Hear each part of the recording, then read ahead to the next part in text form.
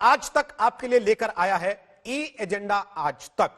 Lockdown के समय में सरकार तक आपकी बात और आप तक सरकार की बात पहुंच पाए, इसलिए हम एक पुल का काम कर रहे हैं। लगातार सरकार के मंत्रियों, राज्यों के मुख्यमंत्रियों, नीति निर्माताओं को हम आज तक के मंच पर ला रहे हैं ताकि वो आपको बता सके कि आत्मनिर्भर भारत का जो प्लान देश के प्रधानमंत्री नरेंद्र मोदी ने देश के सामने रखा है, जिसके विस्तृत ब्यौरे वित्त मंत्री निर्मला सीतारमण रोज प्रेस कॉन्फ्रेंस करके देश के सामने रख रही हैं, उसका रोड मैप असल में क्या है। और इस समय हमारे साथ एक खास मेहमान आ गए हैं।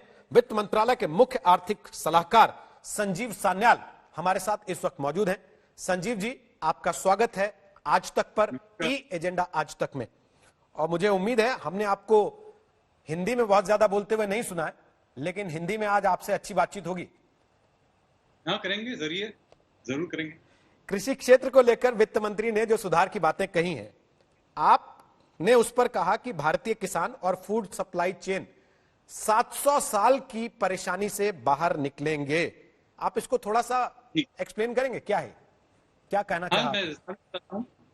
देखिए, ऐसा ये जो स्थिति थी पहले एसेंशियल कमोडिटीज एक्ट, एपीएमसी वगैरह के कारण, कि हम लोग अपने किसानों को ये कहते थे कि आप यहां बेच सकते हैं, इसी जगह मंडी में जाके बेच सकते हैं, और किसी आप अपने मन से किसी को भी अगर बेचना चाहें वो नहीं कर सकते हैं। तो ये एक लाइसेंस परमिट राज था। आपने उद्योगों के लिए तो 30 साल पहले लाइसेंस परमिट राज समाप्त कर दिया, लेकिन बेचारे किसानों के लिए ये चलाते गए। क्यों?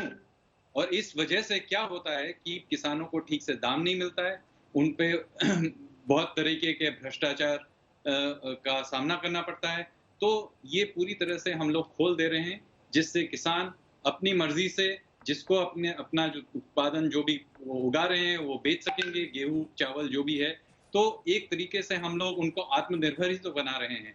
और ये बात आज की नहीं, या ये नेहरूवियन पीरियड की बात भी नहीं है। ये 700 साल अलाउद्दीन खिलजी के समय से ये चली आ रही है कि हम लोग अपने ही किसानों पे ये दबाव डालते रहते हैं कि आप इस तरीके से बेचेंगे, उस तरीके से बेचेंगे। क्यों करते हैं? और किसी भी कोई भी ऐसी चीज नहीं है जिसके ऊपर हम इस तरीके के नियंत्रण डालते हैं। हम गाड़ियों पे थोड़ी डालते हैं, या आप बिस्कुट के मैन्युफैक्चरर पे या किसी और चीज के मैन्युफैक्चरर पे ऐसे तरह के दबाव नहीं डालते हैं। तो कृषकों पे क्यों डालते हैं? दो तरह के व्यू पॉइंट हैं इस प्लान को लेकर। कुछ लोग कह रहे हैं कि ये 1991 वाला मूवमेंट है भारत का, एक बार फिर से। क्या आपको लगता है ऐसा कि ये 1991 के उदारीकरण वाला मूवमेंट है? हाँ, ये 1991 के तरह जब उस समय हम लोगों ने जो आर्थिक सुधार करने का जो एक क्रम शुरू किया था, उसी तरह से इस बार भी हम लोग आर्थिक जो ढांचा है उस पे मूल सुधार ला रहे हैं। तो उसका जो इसका मूल जो विचारधारा है वो ये है कि हम लोग भारत को आत्मनिर्भर बनाएंगे। इसका मतलब नहीं है कि हम लोग पहले जैसे इंपोर्ट सब्स्टिट्यूशन करके अपने से अलग करेंगे, वैसी बात नहीं है। हम लोग अपने सप्लाई चेन्स को सुधार लाएंगे, उनको सक्षम बनाएंगे और फिर दुनिया में सप्लाई करेंगे। जैसे आपने देखा होगा कि हम लोग हमारे फार्मास्यूटिकल इंडस्ट्री ने दुनिया भर में अब 180 देशों में दवाई का एक्सपोर्ट किया है। तो उसी तरीके से हम दूसरे चीजों का भी करेंगे। तो इसके लिए हम लोगों को आत्मनिर्भर बनना पड़ेगा और हर क्षेत्र में करेंगे। आपने तो अभी जिक्र की जो ये कृषि सेक्टर के लिए हम लोगों ने कल जिस तरीके से सुधार लाए हैं, लेकिन दूसरे एरिया में भी हम लोगों ने किया है। जैसे लीजिए लघु और मध्यम उद्योग के लिए हम लोगों ने 3 लाख करोड़ के ऋण के लिए 100% गारंटी दी है सरकार ने। तो इस तरीके से हम लोग चाहते हैं कि हम लोग अपने ही उद्योग को हमारे कृषि सेक्टर को और विभिन्न सेक्टर को हम लोग सपोर्ट करें, उनको सक्षम बनाएं। लेकिन इसमें दूसरा व्यू पॉइंट जो ये है कि ये करके आप किसान को तो ये कह रहे हैं कि हम आपको इंडिपेंडेंट बना रहे हैं, लेकिन हमारे देश की जो व्यवस्था है वो एक बड़ी चेन की तरह काम करती है और उस चेन को तोड़कर बीच के बहुत से लोगों को आप किल कर दे रहे हैं। खासतौर पर आड़ती जिसको कहा जाता है बीच में, विपक्ष का बड़ा आरोप है कि सरकार उसको खत्म कर दे रही है। उसके लिए सरकार ने कोई प्लान ही नहीं किया। ये गलत चीज है। देखिए, सबसे बड़ा नुकसान तो उनको होगा जो ये इंस्पेक्टर राज चलाते थे, जो व्यापारी हैं उन पे होर्डर बता के उन पे रेड करते थे और हमारी सप्लाई चेन को उनकी वजह से हम लोग निचोड़ के रखते थे। तो क्या होता था, आप जैसे देखिए प्याज का दाम हर साल ऊपर जाता था, हर साल ज्यादा नीचे जाता था। उसमें क्या होता था, जब ज्यादा नीचे चला जाता तब किसानों को नुकसान, जो ऊपर चला जाता था तब हम लोग व्यापारियों पर रेड करते थे, ये लोग होर्डर हैं बता के। तो क्या होता था, क्या कौन इसमें पैसा बनाता था? न व्यापारी बनाता था और न ही किसान बनाता था, वो सिर्फ वो इंस्पेक्टर जो थे वो लोग बनाते थे। तो इनको हम लोगों ने सिस्टम से निकाल दिया है। अभी हम लोगों ने परमिट राज बंद कर दिया है। आप अगर सोच रहे हैं तो आप 1991 की बात कर रहे थे, उस समय किसको लाभ होता था? उद्योगपतियों को नहीं लाभ होता था और न ग्राहकों को लाभ होता था। हम लोग एक गाड़ी खरीदने के लिए सालों तक बैठे रहते थे। हाँ, दूसरी तरफ हम लोग करते थे कि कोई भी उद्योगपति गाड़ी बनाने के लिए परमिट लेगा, वो परमिट के लिए वो जाके कहीं प्रचार होता था, बहुत कुछ उसमें होता था, वो सब हमने खत्म कर दिया। उसमें किसको लाभ हुआ? ग्राहकों को लाभ हुआ, नागरिकों को लाभ हुआ, उद्योगपतियों को भी लाभ हुआ। उसी तरीके से इसमें क्या होगा, सप्लाई चेन को साफ कर देंगे, इसमें व्यापारियों को भी लाभ है। अब उन लोग अपना अपने सप्लाई चेन, कोल्ड स्टोरेज इत्यादि में इन्वेस्ट कर पाएंगे। दूसरी तरफ कृषक जहां भी मर्जी वहां बेच सकते हैं अपने अपने जो भी है फसल वगैरह को। लेकिन इस सारी परिस्थिति में जो प्रधानमंत्री ने एक शब्द इस्तेमाल किया, क्वांटम जंप, और साथ में प्लान आया आत्मनिर्भर भारत। तो क्वांटम जंप तो लोगों को लगा कि ये शॉर्ट टर्म गोल है, और आत्मनिर्भर भारत लोगों को लगता है कि भाई ये तो लॉन्ग टर्म गोल हो गया। दोनों में बैलेंस कैसे? तो देखिए, आप अगर वित्त मंत्री जी के जो जो ये अनाउंसमेंट्स हो रहे हैं, हर घोषणा में आप देखिएगा कि दोनों चीजों को लिया का जो हम लोग घोषणा करते हैं। एक तरफ है जो स्टिमुलस है, यानी हम लोग आर्थिक मांग को सिस्टम में वापस लाने के लिए, जैसे लोन गारंटी, फिर डायरेक्ट ट्रांसफर, कहीं कहीं गरीबों के लिए ये जहां जहां वो है, जैसे प्रवासी मजदूर हैं, वो जहां जहां भी हैं वो वहां से अपना राशन शॉप से खाना ले सकते हैं, फिर मनरेगा वगैरह। तो ये एक तरीके से स्टिमुलस है। दूसरे साइड पे हम लोग क्या कर रहे हैं, हम लोग आर्थिक सुधार भी ला रहे हैं। ये इन दोनों में संतुलन की जरूरत है, और मैं समझाता हूं क्यों। क्योंकि ये जो कोविड के बाद की जो दुनिया है, वो कोविड की पहले की दुनिया से कहीं अलग है। तो अगर हम लोग आर्थिक सुधार नहीं करेंगे और सिर्फ हम पुरानी अर्थव्यवस्था, पुराने ढांचा को फिर से उभर के लाने की कोशिश करेंगे, तो क्या होगा, इस प्रयास विफल होगा। क्योंकि वो जो दुनिया है, जो आर्थिक सप्लाई चेन्स इत्यादि जो हैं, वो अब नए तरीके से बनेंगे। तो हमको बहुत जरूरी है कि हम लोग अपने आर्थिक स्थिति को, हमारे आर्थिक श्रृंखलाओं को, हमारे आर्थिक व्यवस्था को पूरी नई तरीके से उनको आत्मनिर्भर बनाएं, जिससे इस नई दुनिया में हम लोग इसका लाभ उठा पाए, और हम मतलब भारत का जो इस दुनिया में जो स्तर है उसको उभार के लाए। लेकिन राहुल गांधी कह रहे हैं कि मजदूरों को मदद की जरूरत है, सरकार मनी लेंडर यानी कि साहूकार की तरह बर्ताव कर रही है कि लोन ले लो, मदद मत लो, लोन ले लो। देखिए, मैं टेक्नोक्रेट हूं, मैं ये राजनीतिक बहसों में मैं घुसता नहीं हूं। उनको अगर ऐसा लगता है तो अब वो बताएं कि ऐसे कौन से ऐसे नीतियां हैं जिससे वो सोचते हैं कि ज्यादा अच्छा होगा। हम उनको देखेंगे, उनको परखेंगे। अगर बहुत अच्छा कुछ निकले तो उसको भी हम लोग लागू करेंगे। बहुत सारी देर से वो सुझाव देते रहे, क्या सरकार ने वाकई राज्यों के या विपक्ष के सुझावों को इंक्लूड किया है अभी तक की प्लानिंग में अपनी? देखिए, बहुत तरीके के सुझाव आते हैं, वो विपक्ष से भी आते हैं और गवर्नमेंट सरकार के अंदर से भी आते हैं, फिर उद्योगपति उनके से आते हैं, जमीन पे जो गरीब हैं उनके साथ भी हम लोग बातचीत करते हैं। हर समाज के हर स्तर के साथ हम जुड़े हुए हैं और हर जगह से हमारे पास सुझाव आते रहते हैं। उन पे हम लोग अंदर में बहस भी बहुत होता है, और अंत में हम लोग पॉलिसीज का जो घोषणा जो कर रहे हैं वो कर रहे हैं। तो इस आधार पे देखिए अभी पूरा हुआ नहीं है, ये जो क्रम है अभी भी चल रहा है। हम लोगों ने मेरे ख्याल से 3 राउंड किए हैं, अभी भी आज भी आप देखिएगा 4 बजे से फिर हम लोग नए नीतियों का ऐलान होगा। ये एक चीज बहुत से लोग पूछना चाह रहे हैं, आज आप सामने हैं तो मैं पूछ ही लेता हूं आपसे, ये 5 हिस्सों में प्रेस कॉन्फ्रेंस करने का प्लान क्यों किया गया? लोग अब ये भी कह के मजाक उड़ाने लगे कि ये तो एपिसोड बना दिया देखिए आपने राहत पैकेज का। देखिए ऐसा है कि 20 लाख करोड़ खर्च करना आसान चीज नहीं है, और हम लोग बहुत सोच समझ के करने की जरूरत है। ऐसे ही जाके कुछ देशों ने ऐसा किया है कि एक बहुत बड़ा सा पैकेज एक दिन में उन्होंने उसका घोषणा कर दिया, ये गलत है। ये टैक्स पेयर का पैसा है, इसको सोच समझ के खर्चा जाना चाहिए। दूसरी बात है कि मैंने आपको पहले बताया, ये सिर्फ स्टिमुलस नहीं है, इस पे हम लोग आर्थिक सुधार भी कर रहे हैं।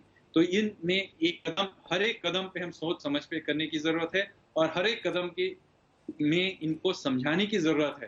तो आप जैसे देखेंगे कि आप सोच रहे हैं कि आप मीडिया को 5 दिन काम करना पड़ा है, तो आप सोचिए हम लोगों को भी 5 दिन काम करना पड़ा है। हाँ, तो ऐसा नहीं है कि हम लोगों को ये हम मजाक सोचते हैं, ऐसी नहीं है। हम हर एक दिन हम लोग आ रहे हैं, आपको समझा रहे हैं, आपसे प्रश्न ले रहे हैं। आपको जैसे मैं अभी मीडिया में आके बहुत सारे चैनल में जाके कदम पे कदम मैं समझा रहा हूँ कि हम लोग क्या कर रहे हैं, क्यों कर रहे हैं। इसलिए कि ये हर कदम को समझाने की जरूरत है, तो ये समय लगता है। ऐसे देखिए, ये इतिहास में जो हम लोग जो नीतियों की घोषणा कर रहे हैं, ये ऐतिहासिक घोषणाएं हैं। जैसे मैंने आपको बताया, ये जो कृषि में हम लोगों ने जो सुधार लाया, ये 700 साल बाद किया गया है। तो ये कोई छोटी मोटी मामूली बात नहीं है। ये एक एक करके वित्त मंत्री जी सही कर रही हैं कि धीरे धीरे ये समझाया जा रहा है, आपसे फीडबैक लिया जा रहा है, जहां क्लैरिफिकेशन की जरूरत है वो भी हम लोग कर रहे हैं। कोविड-19 के समय में बहुत सारे राज्यों ने एक मांग रखी है कि हमें कोविड-19 से लड़ने के लिए एक स्पेशल पैकेज अलग से मिलना चाहिए। 20 लाख करोड़ के 3 कम से कम ऐसे प्रेस कॉन्फ्रेंस आ चुके हैं जिसमें कि वित्त मंत्री ने विस्तार से बताया किस किस सेक्टर को क्या दे रहे हैं। राज्यों के लिए अलग से पैकेज या ग्रांट होगा या नहीं, अभी तक ये बात सामने नहीं आई है। तो आप थोड़ा 2-3 घंटे और रुकिए, तो आपको और घोषणाएं जानने को मिलेंगी। लेकिन ये सही है कि राज्यों को भी सहायता की जरूरत है। बहुत सारे ऐसी नीतियां हैं जो राज्य के स्तर पे किया जाना चाहिए, कुछ हम लोग केंद्र के स्तर पे करेंगे, लेकिन बहुत चीजें हैं जो राज्य के स्तर पे करना चाहिए। और आपने देखा भी होगा कि एक तो वो लोग स्टिमुलस भी दे रहे हैं, लेकिन बहुत सारे आर्थिक जो बदलाव हैं वो राज्य भी कर रहे हैं। और आपने देखा होगा मेरे ख्याल 4 राज्यों ने ये लेबर लॉज का भी बदलाव का जिक्र किया है, लोगों ने ऐलान भी किया है। तो हम लोगों ने बहुत जगह सुधार ला रहे हैं, 1-2 जगह नहीं, और केंद्र के स्तर पे भी किया जा रहा है और राज्यों के स्तर पे भी किया जा रहा है। यूपी ने कुछ कानूनों को छोड़कर बाकी श्रम कानून 3 साल के लिए सस्पेंड किए। एमपी ने भी बहुत सारे बदलाव किए। क्योंकि आपने जिक्र किया तो मैं ये सवाल पूछ रहा हूं आपसे, लेकिन सीटू वो ये कह रहा है कि हम आईएलओ जाएंगे। भारतीय मजदूर संघ वो भी विरोध कर रहा है। तो इसको लेकर क्या प्लान में है कुछ चीजें जो और सामने आए तो इन लोगों के आर्गुमेंट्स को या इनकी नाराजगी को एड्रेस किया जा सके? देखिए, ये पुरानी सोच है। श्रमिकों के लिए बहुत कुछ किया जा रहा है। ये जो नए लेबर लॉज लाए जाएंगे, उनमें श्रमिकों के लिए भी चीजें हैं। जैसे हम लोगों ने सेफ्टी जो लॉज हैं उनको सुधारा है। उनको पहले पुराने जो सेफ्टी लॉज थे वो उनसे कोई लाभ ही नहीं था कि उनको किसी का भी उसको भी प्रोटेक्शन नहीं मिलता था। तो अब जो सेफ्टी लॉज होंगे वो एकदम मॉडर्न सेफ्टी लॉज होंगे। उसी की तरीके से ये 40 के करीब सेंट्रल लॉज थे, लेबर लॉज थे, और उनको अब हम लोग सिर्फ 4 बना देंगे। लेकिन उनमें भी श्रमिकों के लिए बहुत कुछ है। जैसे कि फॉर्मलाइजेशन के लिए लिखा गया है कि हर एक श्रमिक को एक अपॉइंटमेंट लेटर दिया जाएगा, जिससे कि हम लोग इनको फॉर्मलाइज कर सके। और ऐसी जैसे अभी एक स्थिति आई है कोविड की वजह से, ऐसी स्थिति रहे तो उनको हम लोग फिर जानेंगे कि कौन फॉर्मल वर्कर है, उनको डायरेक्टली हम लोग उनकी सहायता कर पाएंगे। तो ऐसे बहुत चीज हैं जो पहले नहीं थे। लेकिन जो पुराने जो श्रमिकों के लिए जो लेबर लॉज थे, उनसे श्रमिकों को क्या लाभ होता था? अगर इतना ही लाभ होता था तो दुनिया में हमारे जो श्रमिक हैं तो वो बहुत उनकी जो स्थिति है बहुत बढ़िया होती। उनको क्यों ये जो अभी देख रहे हैं मजदूर सड़कों पे वापस जा रहे हैं घर, वो सब इनफॉर्मल वर्कर्स हैं। इनफॉर्मल वर्कर्स क्यों हैं? इसलिए कि हमारे जो लेबर लॉज थे उनकी सहायता नहीं करती थी। आप जैसे देखेंगे केरल में लेबर लॉज बहुत बढ़िया हैं, लेकिन केरल के जो मजदूर हैं वो कहाँ काम करते हैं? वो मिडिल ईस्ट में काम करते हैं। तो आप चलिए मिडिल ईस्ट के लेबर लॉज देखिए कैसे हैं। तो क्यों जाते हैं मिडिल ईस्ट में? आप देखिए बंगाल में 1960-70 तक ये भारत का सबसे ज्यादा उद्योग, इस क्षेत्र का सबसे ज्यादा औद्योगिकरण हुआ था। ये सबसे इंडस्ट्रियलाइज जोन था। जापान के बाहर एशिया में कोई भी जगह जो इंडस्ट्रियलाइज था वो कलकत्ते के इर्द गिर्द का जो एरिया है वही था। और फिर क्या हुआ वहां मैंने अपने आंखों से देखा है। ये कोई मैं किताबों से पढ़ी हुई बात नहीं बता रहा हूं। मैं कलकत्ता का मेरा जन्म हुआ है, मैं वहां बड़ा हुआ हूं। मैंने खुद अपनी आंखों से देखा कि कैसे पूरी जो औद्योगिक जो क्षेत्र थी उसको किस तरीके से ट्रेड यूनियनिज्म और ये लेबर लॉज की वजह से उसको पूरी तरह से उसका विध्वंस कर दिया गया, नष्ट कर दिया गया। और क्या क्या कह रहे हैं ये कि ये लेबर लॉज बदलाव से बहुत लोगों का ये मजदूरों की हानि होगी। वही दूसरे जगह जाके काम करते हैं। इस लेबर लॉ पर मिडिल ईस्ट के लॉज देखिए जी, लेबर लॉज को लेके एक लंबी बहस हो सकती है मुझे लगता है, और वो अब शायद छिड़ेगी भी जब सरकारें बदलाव करेंगी अगर तो। और अगर सरकार केंद्र की इन संगठनों की नाराजगी को एड्रेस नहीं कर पाती है तो। लेकिन राज्यों के इस बीच दो इस तरह के इश्यूज हैं। एक, उनका कहना है कि साहब हमारे पास पैसे नहीं है, कम से कम जीएसटी का पैसा तो दे दीजिए, और अगर वो भी नहीं दे रहे हैं तो कम से कम फिस्कल डेफिसिट को बढ़ाने की छूट दीजिए ताकि हम जरूरत का पैसा उधार ले सकें। इस पर आपका क्या कहना है? आखिरी सवाल है। ये बात सही है कि उनको अभी पैसों की जरूरत है, और जो उनको पैसे जो मतलब जीएसटी वगैरह और दूसरे तरीके से भी उनका केंद्र सरकार उनकी सहायता करेगी। वैसे उनको भी खुद निकालना पड़ेगा। आप देखेंगे वो अपने जो उनके पास जो पावर्स हैं उनके सहत भी वो लोग कर रहे हैं। जैसे अभी तेल का दाम दुनिया में कम है, तो इसमें हमको थोड़ा सा जगह मिला है जहां से हम लोग इस पे टैक्स भर के कुछ राज्य उस पे से पैसा निकाल रहे हैं। जिस अनेक तरीके हैं, लेकिन ये चीज आप याद रखिए कि केंद्र के तरफ से जो भी हम लोग जिस तरीके से हम समर्थन दे सकते हैं उनके लिए जो पैसे का इंतजाम कर सकते हैं हम कुछ हद तक हम करेंगे। आप याद रखिए हमारे लिए भी इस समय ये समस्या है कि हमारे जो ये कर हैं उन सब मतलब जो रेवेन्यूज वगैरह हैं वो भी अभी काफी उनका जो कलेक्शन है वो कम हो गया है। लेकिन जैसे हम लोग इकोनॉमी को लॉकडाउन से खोलेंगे, हमारे पास भी ज्यादा रिसोर्सेज रहेंगे, तो उसी हिसाब से हम भी उनकी सहायता कर पाएंगे। तो हम अभी भी करेंगे, लेकिन वो लोग अपने जो लैंड बैंक्स हैं या दूसरे तरीके के सुधार हैं वो भी करें। ठीक, बहुत बहुत शुक्रिया संजीव सान्याल आज तक पर आने के लिए। वित्त मंत्रालय के मुख्य आर्थिक सलाहकार संजीव सान्याल विस्तार से बता रहे थे श्रम कानूनों के बदलाव के बारे में, आत्मनिर्भरता प्लान के बारे में और राहत पैकेज के बारे में कि जमीनी स्तर पर यह राहत पैकेज कैसे तस्वीर को बदलने की कुव्वत रखता है आने वाले दिनों में।